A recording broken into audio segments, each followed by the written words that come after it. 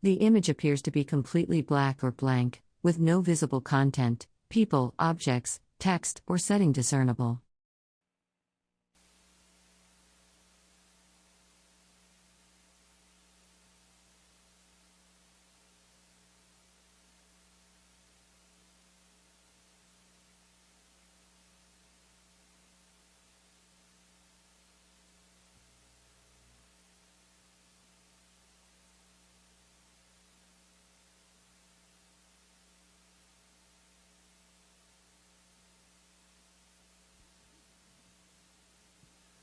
Well, good afternoon, everyone, and welcome to the Tent of Many Voices. The Tent of Many Voices is part of the Core of Discovery 2 Traveling Lewis and Clark exhibit. This exhibit has been on the road since 2003. Started at Monticello, Thomas Jefferson's home. It's been traveling along the Lewis and Clark Trail. And we're traveling through 2006. Through the return journey. And what we do is at each venue, at each stop along the way, is when we set up our Tent of Many Voices, we bring in a wide variety of presenters, speakers, to give us a little taste. A person wearing glasses and a tan hat speaks into a microphone at a podium. They wear a gray ranger-style uniform with a badge. The setting appears to be indoors with wooden architectural elements visible in the background. So the history and the culture of the Lewis and Clark expedition. And what we're going to hear about this afternoon is something that's often overlooked on the Lewis and Clark expedition. We're going to talk about some of the importance of trade beads. We're going to hear from Steve McCracken about the Whistling Hawks trade bead collection. Steve McCracken has been described as a modern-day mountain man. His hobbies and interests led to his business, Whistling Hawks, in 1989. Whistling Hawks is the trade name given to him by a Blackfeet Oneida Indian while on a vision quest. Steve is an accomplished silversmith as well as a trade bead expert. He's been working on and researching trade beads since 1989. He draws on many different references and research to formulate dates, names, and history of old trade beads. The word bead is derived from the Old English word badu, meaning prayer. And Steve has requested that his collection is not to be photographed, so we would certainly appreciate your cooperation. And please give a warm Tent of Many Voices welcome to Steve McCracken and his Whistling Hawks trade bead collection. Thank you. I'm going to start out today with just a short introductory history to the beads and then proceed into the beads of Lewis and Clark. When we look here, we've put a list together, and before Christ in 1454, wrong one, in 10,045 to 720, glass beads were made in China, because the reason I'm pointing that out is Lewis and Clark had beads from China and from Venice. And then in 300 to 400 AD, the Roman Empire had a vast market of industry in the trade bead era. Then in 585, Venice founded by the Lombards. Then the records indicate window glass was ordered from Venice. Glass beads believed to have been made in Bohemia. Then the German peddlers were prohibited from carrying more than 10 liras worth of glass rods for making glass beads. The glass furnaces in Venice were ordered to be moved to the island of Murano, and that was just off the city of Venice.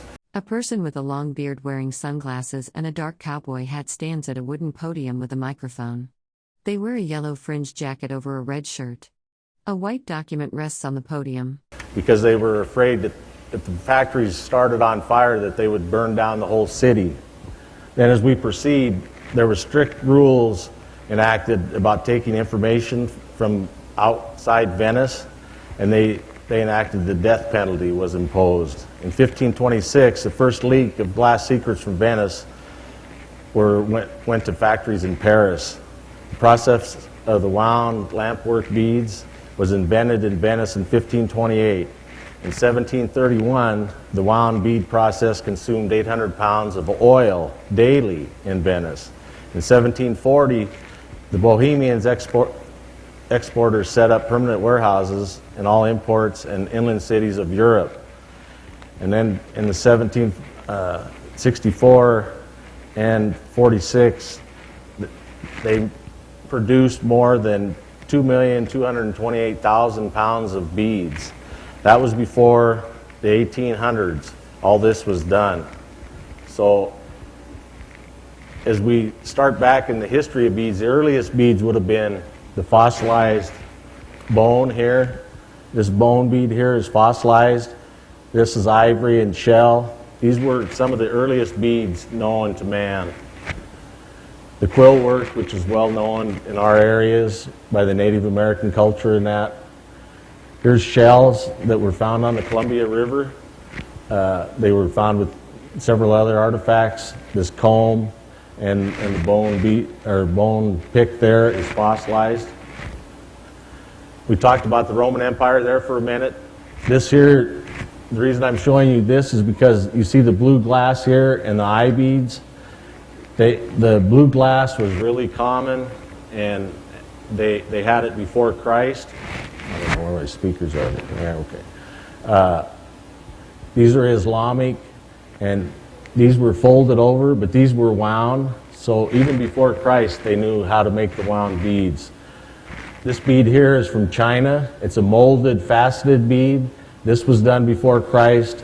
This is a Warring States type bead. It's the eye bead. The eye beads were made to ward off evil looking at you. So the people in all different cultures wore eye beads from before Christ and after Christ. And so you're going to see these, the eye beads, in a lot of different collections here that were made in Venice and all over Europe, along with being made in China. And they had the ability to make these molded beads before Christ, and I have that bead in my collection. These beads here from Afghanistan, that's jet, that's coal, and that's fiance. A person wearing a yellow jacket, sunglasses, and a black cowboy hat stands at a wooden podium with a microphone, holding a laptop. They gesture with one hand while speaking. The podium displays a circular seal labeled Core of Discovery 2. Were all made in Europe too there. The first beads that were being made were the bubble glass. So you see the gentleman here, he's making the bubble, he's making a large bubble, and they would stretch that out and then make many bubble beads from that piece of glass. Here they took the rods home, and they're making glass bubble beads right there at the kitchen table. Here's the bellows underneath the table. This lady's over here, she's measuring the beads. They used oil lamps like this, plus there's their old measuring tool. Here's your bubble glass beads, which are very rare and hard to find because they were so thin that they broke, and we just don't find many of them out in the world today.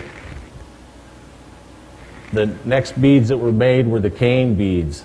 And your Russian faceted beads, the molded ones, they were pulled through a mold and then they were hand faceted. Here's bubble glass that's faceted with the Russian faceted. There's some that's not. As you see here, the blue is a dominant color.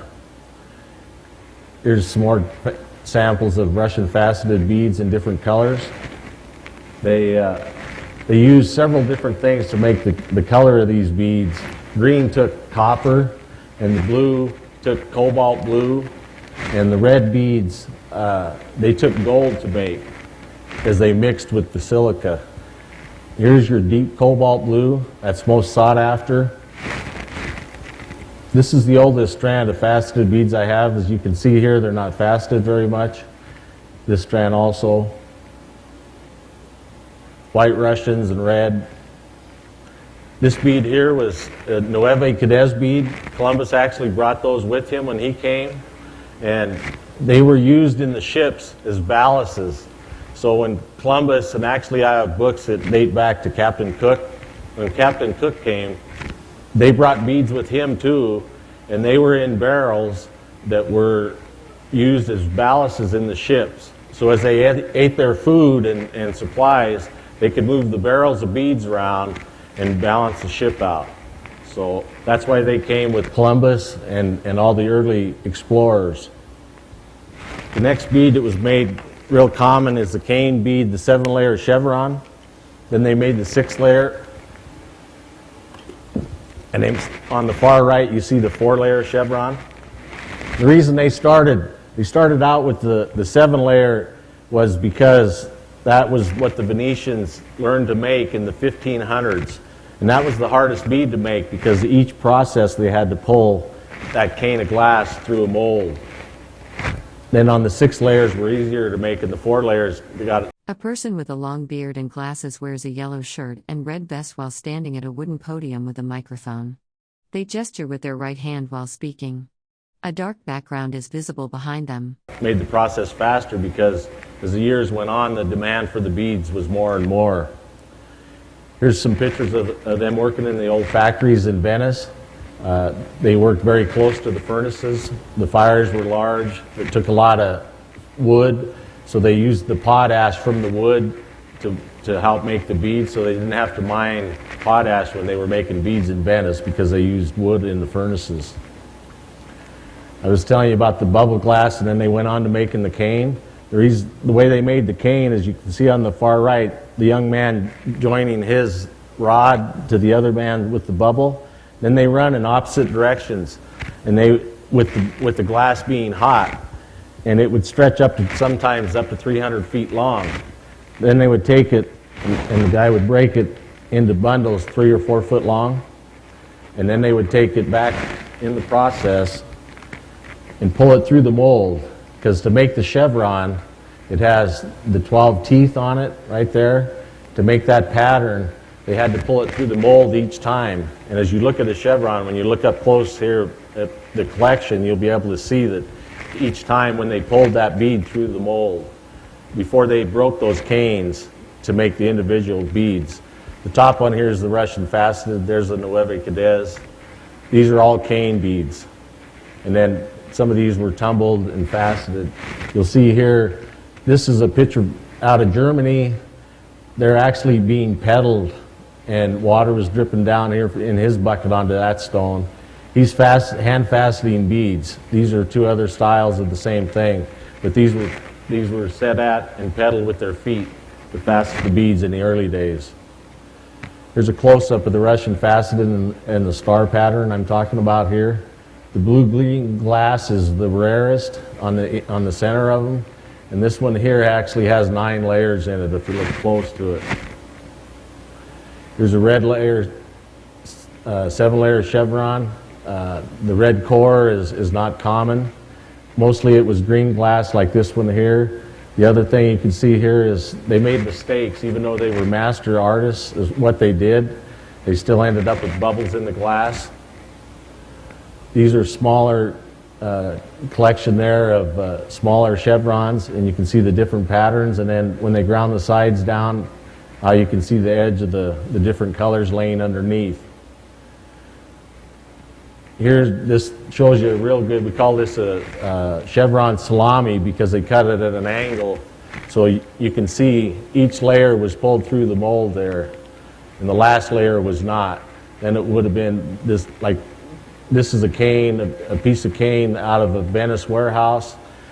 A person with a long beard and glasses stands at a wooden podium with a microphone, wearing a yellow shirt and red vest. They wear a dark wide-brimmed hat with a beaded band.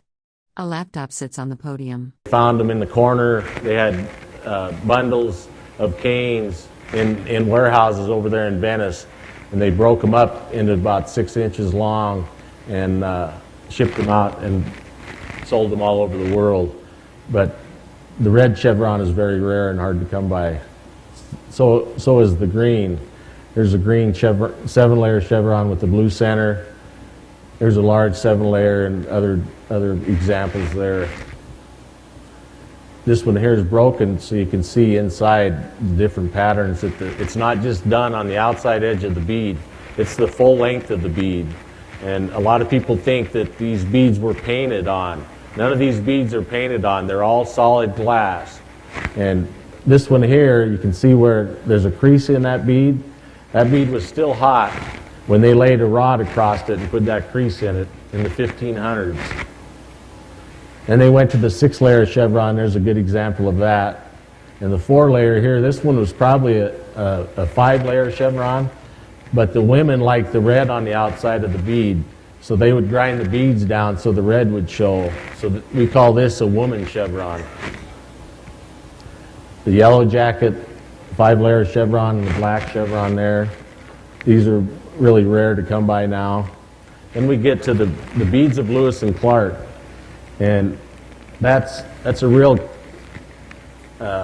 subject that a lot of people argue about, because we have a hard time proving the exact history and science of the beads that they had with them. And this list we put together here, me and a few of my historical friends, here you've got white wampum and 5 pounds of glass beads, mostly small. 20 pounds of red glass beads assorted, 5 pounds of yellow or orange beads assorted, 2 cards of beads, 3 pounds of beads, 73 bunches of beads, 8.5 pounds of red beads. This whole list mostly talks about different colors of beads. And when Lewis took off on the trip, he knew that the blue bead was the most valued and sought after bead for the Native Americans when he left, before he left. But yet he ordered this list of beads. So that's why, and these were actually Indian presents. People are really misunderstand that these were bought to be Indian presents. They were to be given to the Native Americans. These would have been beads that could have been with Lewis and Clark. We talked about orange and yellow, your reds, the blues. These are cane beads. And we'll move on to, some of these are wound beads in here. That's the next process, the wound bead. A person with a long gray beard and glasses wears a tan jacket over a red shirt and a dark wide-brimmed hat. They stand at a wooden podium with a microphone, looking downward in silence. They worked real close to the furnace right there and grabbed the glass and pulled it out and wound it around the rod. These beads right here, Lewis requested in the letters of Donald Jackson's, he requested the cheap blue beads from China, paying less than 13D in Europe for them. So Lewis actually requested these beads from China. When you look into the documentation of the letters of Lewis and Clark, it shows that he asked for those beads from China. And they're all wound. This one here, I'm showing you the wound process up close where you can see it, the wound pattern in it. Those beads were all made one at a time. They weren't made like the cane beads. The wound beads were made one at a time. Here we're showing the bellows, the furnace right there in front of them, the vent up above. And guess who's sitting around the table working at night, making the beads? It's the women. Here we have a mixture of wound beads with a few cane beads in it, so you can tell that the cane beads are cut off straight, and then some of them they would take back and put dots in them. These yellow hearts here were wound. They were made in the 1600s also. These are eye beads that we were referencing to there with the Roman Empire beads. The eye beads have lasted since the beginning of time.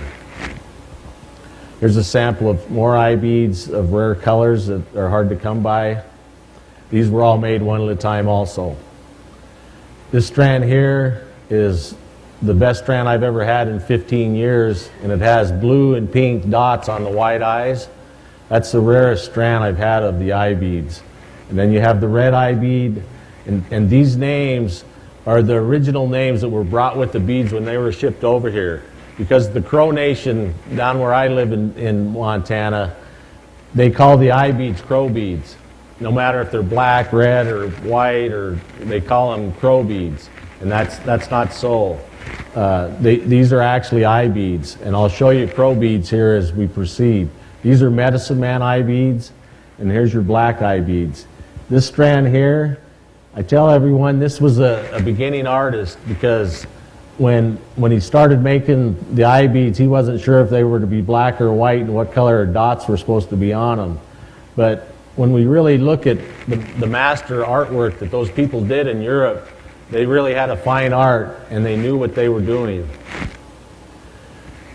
We talked about making the cane beads and how they cut them. The old way was to break them off like that on an edge, or they made like a paper cutting device. And then we talk about the round beads and the pony. A person with a long beard wearing glasses, a black cowboy hat, a yellow fringed jacket, and red shirt stands at a wooden podium with a microphone, holding papers, against a dark background. Beads, they were hot pinched beads.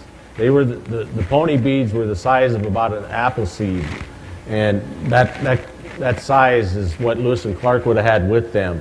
But they're hot pinched beads, so they would have been, that rod would have been hot, and they would have pinched them off. And you'll see up close here that what I'm talking about when the hot pinched beads. Here's a fine example of, these are two wound beads that should have been done individually, and they stuck together. And then here's two other examples of where the beads had dirt in them and popped out. These are good beads, except they were made that way originally, and that one there's deformed. Here's a close-up of the cobalt blue bead that I feel is the chief bead, even though there's other opinions out there that I'll talk about here. And the sky blue padre, which is the most common. And then they made white ones too also there in China. You look here now, and we can do it real nice with this machine, because these were made in Venice. And they actually have bigger holes than the ones from China, and they're more uniform there. This strand here is Bodmer blue. They would not have had that with them, because Bodmer, that blue didn't come out until he was out here painting in 1832. Means we can go back. I want to see, look at those there from China, how they're strung. And then look at the Venetian ones. That shows you a good example of the difference in the product. Then we talked about the way that they measured the beads was in fathoms. These two strands I actually have laying down here on the table, and a fathom was 6 feet. When Lewis and Clark started out, I'm sure that the big guy on the trip, he would give them 6 feet of beads, because they were giving them to him by the fathom. But as we all know, by the end of the trip, his fathom of beads probably was getting a little short, because the beads that he had, the red ones and the yellow ones and all that color, they didn't do him any good out there on the West Coast, because they were already getting these blue beads here, were coming down from Alaska through Canada, and the natives on the West Coast already had the cobalt blue beads, and that's what they actually were after. Here's the wound bead, the donut. Here's the dogon, are the large ones, and these are padres here. There's your wound bead there. Then we talk about mock garnets and when they were made and who they were made by. In the 1800s, exactly 1800s, the Bohemians started making molded beads. And this one here is a fine example to show you how that glass was poured in there and it feathered out in the mold. These are duck's blood, and these are dogons, and the yellow wouldn't have been. A person wearing a tan fringed vest and black cowboy hat sits at a wooden podium with a microphone. They are looking down at papers on the podium. The background is dark blue. Until after 1800s normally. This strand here is Dutch donuts, and you can see how they're wound. They were wound fast. The reason I kept this strand is because that's actually seaweed braided together.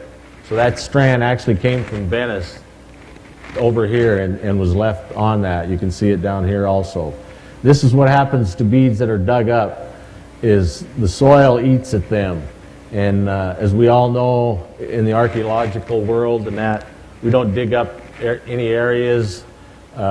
They've dug up beads overseas and that's okay, but not here in the United States, because we don't dig up the graves in that.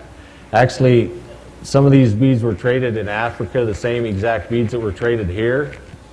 And in Africa, they measured their wealth by how many beads they had.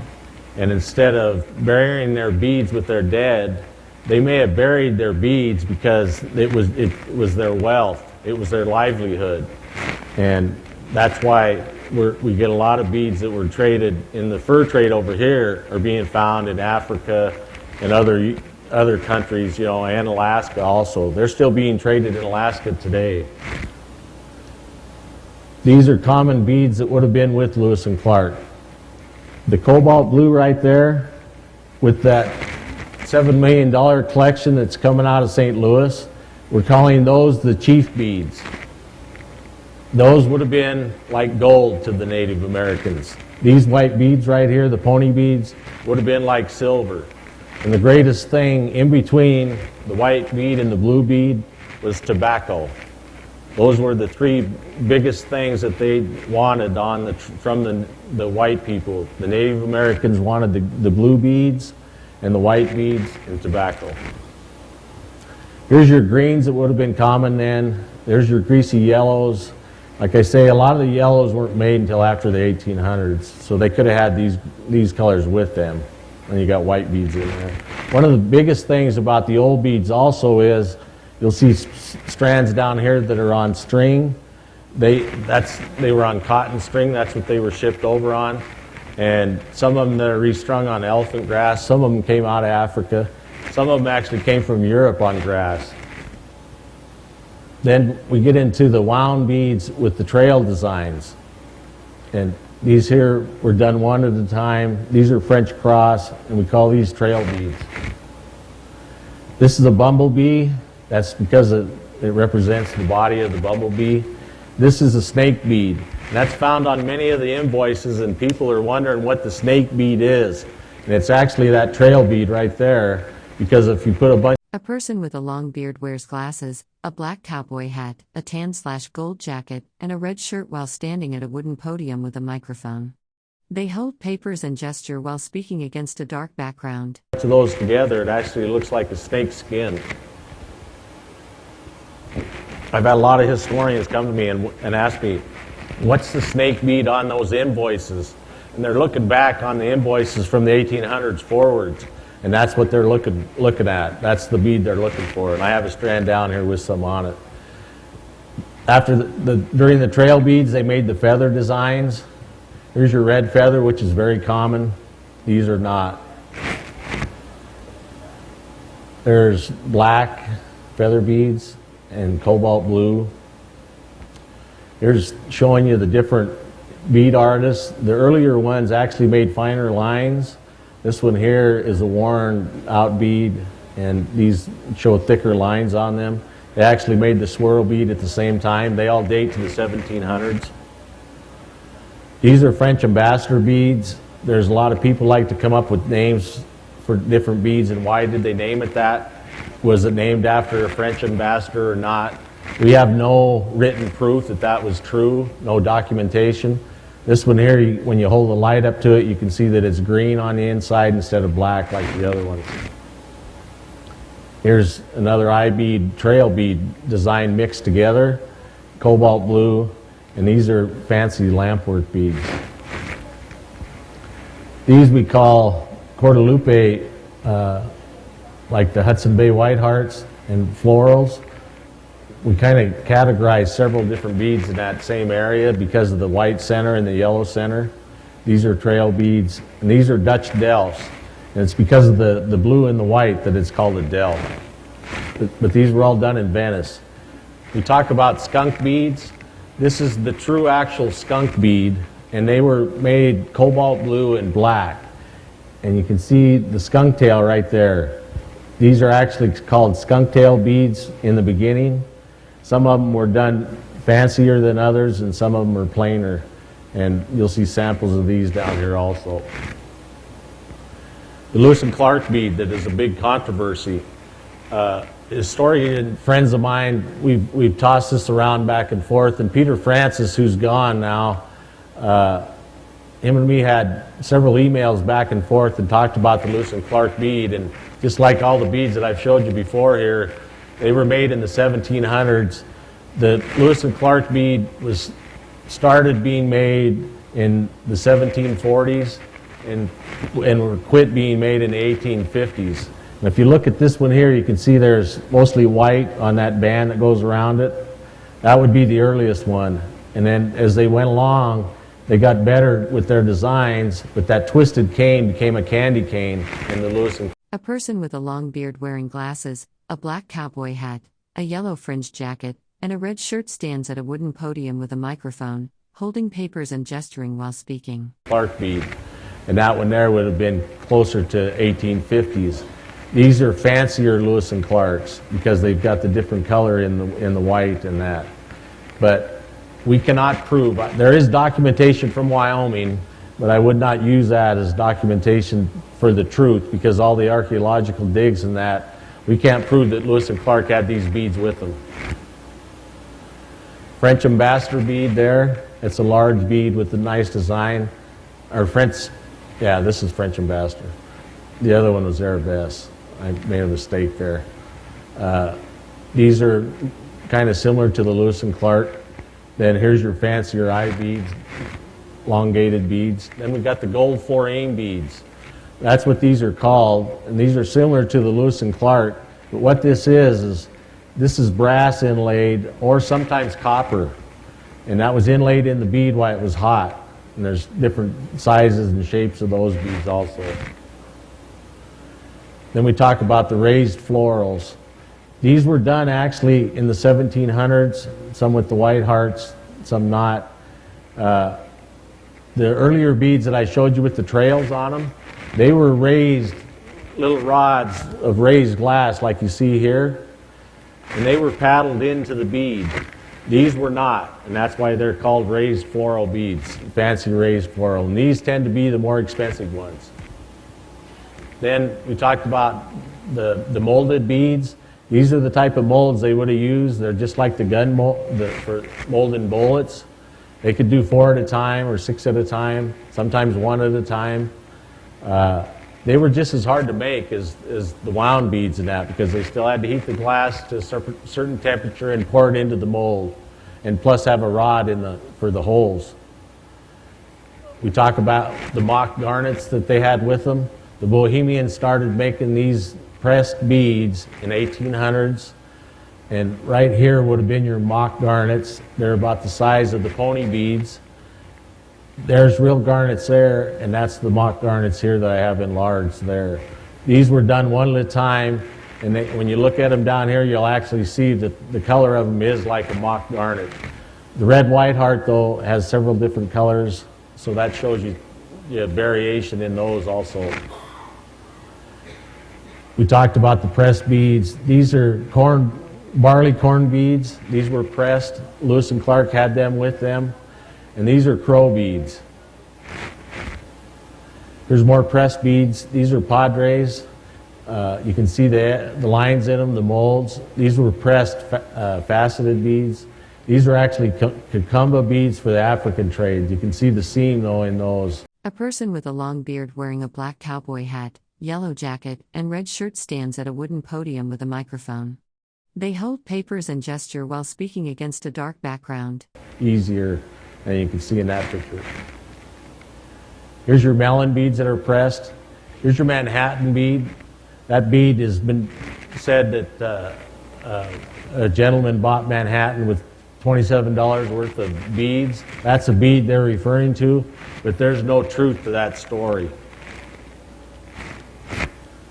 Here's a pendant piece there that is actually made out of slate, and that piece was found in North Dakota, and that's the exact shape of the glass beads that the Mandan Indians were making when Lewis and Clark wintered with them over in North Dakota.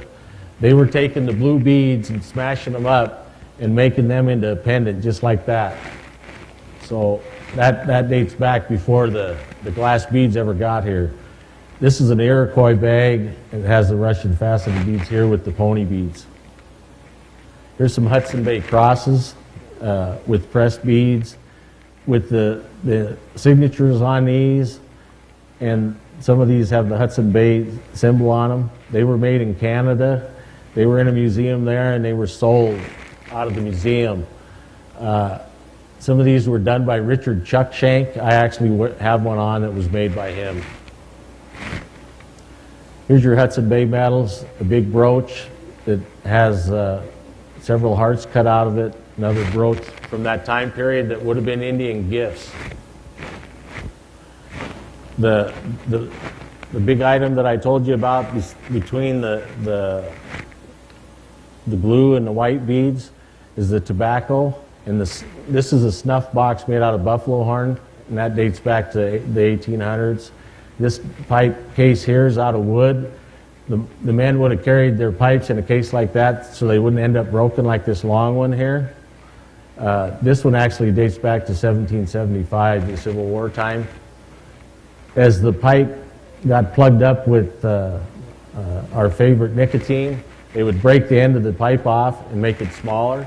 In the pubs, they would start out with a long pipe like that, and they would come in and grab the pipe and use it over and over, and they'd break it off as it filled up with nicotine. Here's my list of references.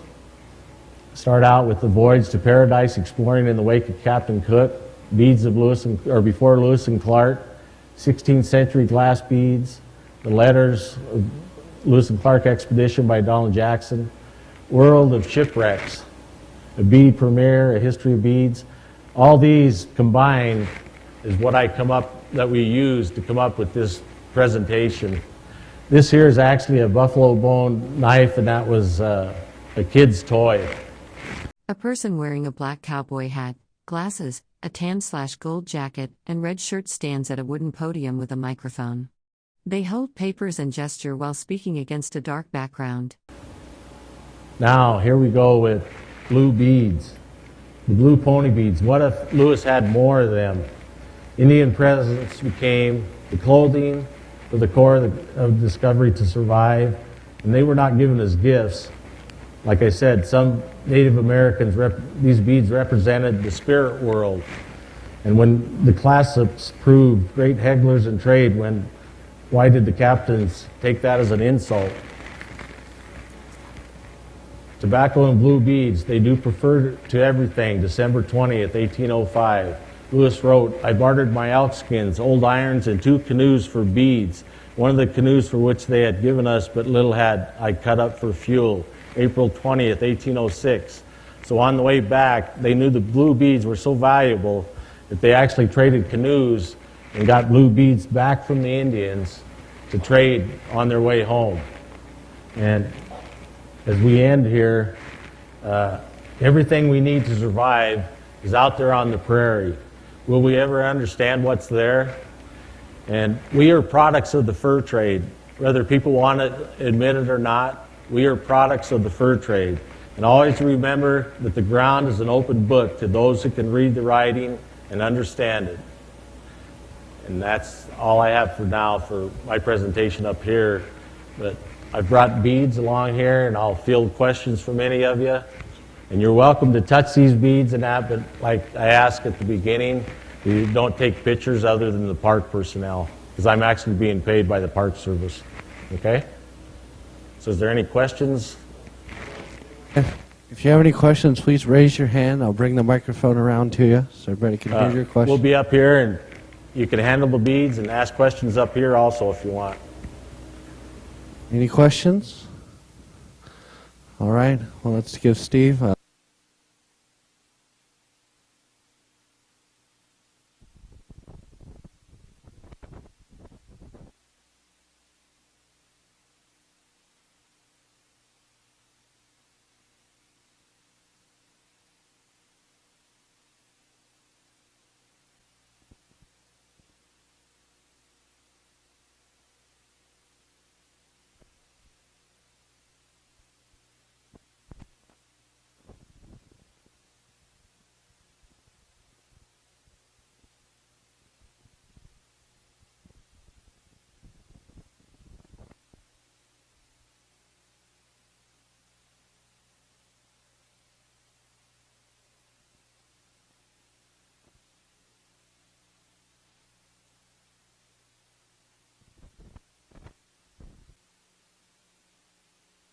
A person with a long beard wearing a cowboy hat, yellow jacket, and red shirt stands at a wooden podium with a microphone. They hold papers and gesture while speaking against a dark background.